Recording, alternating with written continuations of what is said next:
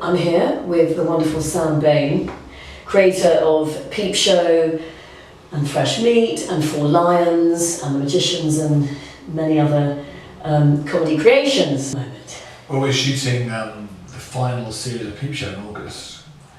Is it really the final series? Yeah, it really is. I'm sorry to break it to you live on MIMOtv like this. I don't believe it. I just don't believe it. It's so popular. You're calling me a liar? Yes, I am. I don't believe that Channel 4 would let it go. Well, I think they seem to have. Well, it was kind of our decision. I don't really know. Basically, it's Series 9. We're not planning anymore. Breaking news. Well, no more Peep Shows. It's been out there for a bit, but the idea really is that we're so proud of the show, and we're so aware that it has, fans, that we kind of want to make sure that we go out on a high. Our idea of hell would be to kind of like drag it out and beat the dog till it's croaked and Absolutely. kind of do a crappy series and half-heartedly. We're trying to put everything we have. We're writing 5 episodes of the series. The last series we're running around 4 ourselves, so we're kind of trying to put as much energy as we can into the final series to give it a good send-off. Absolutely, and God forbid you ever let it get boring.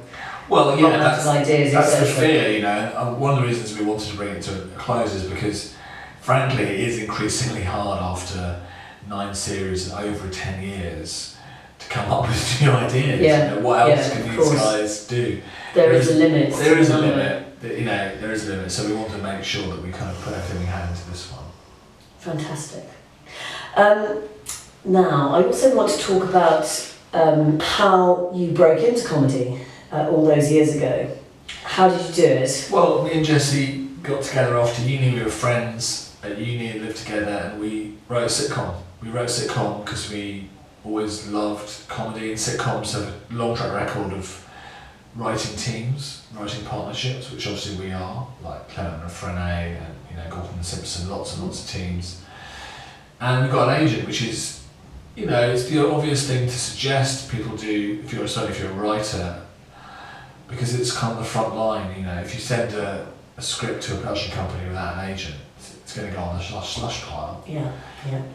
Let's be honest. Whereas if it's got an agent, so it's very important to have the validation. Well, agents work fundamentally as a kind of filtering system for the industry, so that they don't have to read the slush pile. They can hear from someone they trust, I've got something you should read, and that makes a huge difference. And what's an example of the first kind of jobs, or the first job that you had as a writing duo? Well, we had our first script option, so that was a huge deal. After how many years of writing together? It was only a year or 2, I think. In terms of jobs, we got jobs, because we were desperate to do it full time, and so you have to kind of, do what you can, and we got jobs writing shows that I wouldn't choose to write on now, but they were great at the time, like chat shows, like the Jack Doherty Show. I remember the Jack The Big Breakfast. The Big Breakfast was a big deal for us. Yeah. We did a few. So you were writing jokes. Yeah, you're in the office and writing Johnny Vaughan's jokes that he may or may not read out the next morning, depending if he likes them or not. Yeah. That was a huge deal because it felt like we actually had a proper job. And you had an agent at that time? I had an agent. We were obviously trying to get the sitcom thing moving, but that's kind of harder, a lot harder than writing on harder to get that job. And the sitcom that you were working on at that time, was that Peep Show? Well, no, but it was kind of a prototype in a way. It was a flat share, about 2 guys living together, not a million miles away from Mark and Jeremy, so not a million miles away from Super Hands, and so we that show never got made. But the great thing about being a writer is you can always recycle your own ideas. You can steal it from yourself, and no good idea ever gets wasted, because if a character who's good the script doesn't work, well, you just give them a new name and put them in another script. And I think that was smart of us to do that, and not feel discouraged by that show didn't come to anything. Yeah. And I remember you being interviewed and saying it was Point of View TV was the original idea for Peep Show. Yeah. Can you tell us a bit about that? Were you pioneers of this point of view TV style? We nicked at the the idea time? really from being John Malkovich, because I remember watching a one-off TV show. I watched it in the flat we shared, actually, as I recall. We shared a flat together many years ago. Yeah, being Caprice, and it was like a one-off show where the model Caprice had a camera on these sunglasses in the centre of her glasses, and she would just film her day, opening the fridge, eating a yogurt, and it just struck me as a very different way of seeing something filmed. Obviously, they nicked that from being John Malkovich. There are sequences in that film where he was John Malkovich, so again, point of view, so it all gets recycled, but we just thought it would be good to have a different way of shooting a sitcom, because we were obviously aware of shows like Spaced and The Royal Family, which had revolutionised ways you shoot a sitcom, ways a sitcom can look. And we thought it would be great to have a unique visual element, which I think was a good idea, because it wasn't just a gimmick. Obviously it became part of the DNA of the show, but it gave it a uniqueness, which I think you do need sometimes to get something commissioned, to kind of break through that barrier, which can seem like a 10-foot wall. Yeah, absolutely. Fresh meat. I know, because I was at university with you, that you met Jessie at university, and that Fresh Meat was very much inspired by your experiences, our experiences as students at Manchester University. But that was a long time ago now. I'm guessing maybe 20 years. Maybe more. Maybe more.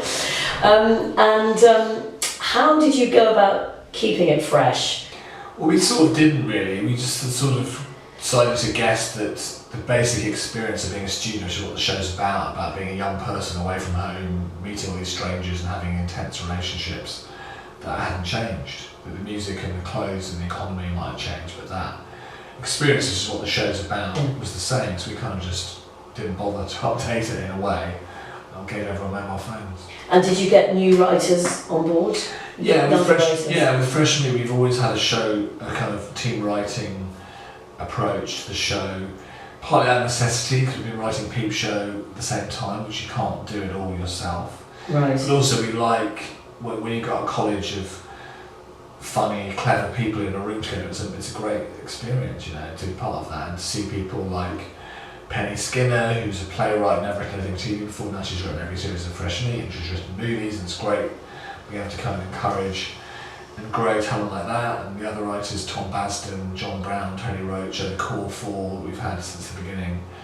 You kind of have a really good time basically with those people, because they're so smart. Great. Now, you and Jessie have a bit of a reputation as being star makers. So Mitchell and Webb went on to even greater things after Peep Show. Jack Whitehall has now launched his career as a stand-up and is, very much a household name now. Which of the current or the most recent actors or comedians that you've been working with do you think will end up as a breakthrough act? That's a good question. There's a couple that we really keen to work with again, like Johnny Sweet, who was in Babylon playing Jimmy Nesbitt's assistant. He's been in a couple of shows like Chickens, his radio show. There's a guy called Jamie Demetriou, who's on this new show called Suntrap, who's really good. He's done some great sort of short blaps and YouTube stuff. I think he's a big talent. Basically, I'm hoping to get all my fresh meat from MIMOtv, that's the plan. So I'm hoping, that's why I'm here, I want to feed off the young flesh that you're putting I'll to the serve it up to you, I'll serve it to you on a plate. Do you think you have to be born funny, or can you learn to be funny? No, you can't really, it's one of those funny things. Yeah. So no matter how many books you read on how to be funny and the rules of comedy, you've just got to have it. Yeah, I would say brutally, no, you can't learn it. And, certainly with writers, if we sent a script from a writer to work on Fresh Meat or something like that, if it's really funny, we think, okay, well, we can teach storytelling, which is the hard bit, plotting, we can teach that. Yeah. But if someone sent a script which was really well plotted but wasn't funny, we'd be like, well, we can't teach him to be funny. You can't work that. So that's the bottom line. I think you can't teach someone to be funny if they're not. As a writer, you don't have to be funny in the flesh. Yeah. There's a writer called... Oh, that's interesting. You don't have to be funny in the flesh. No. I mean, I'm not funny in the flesh particularly. I mean, you know, there are lots of writers who That's are what you not. think, Sam. Well, there are lots of writers who are not outgoing, funny people. You know, there's a writer called Keith Akushi who works on Fresh Meat. He's done his own show called Siblings. Yeah. You know, Keith barely, you know, he doesn't say much in meetings. He's the most reserved guy I've worked with, right? He's probably also one of the most talented comedy writers I've worked with. Really? That's a classic example. You know, you don't need to be, you know, Chris Evans or Lee Evans or anyone called Evans. You don't have to be out there and funny.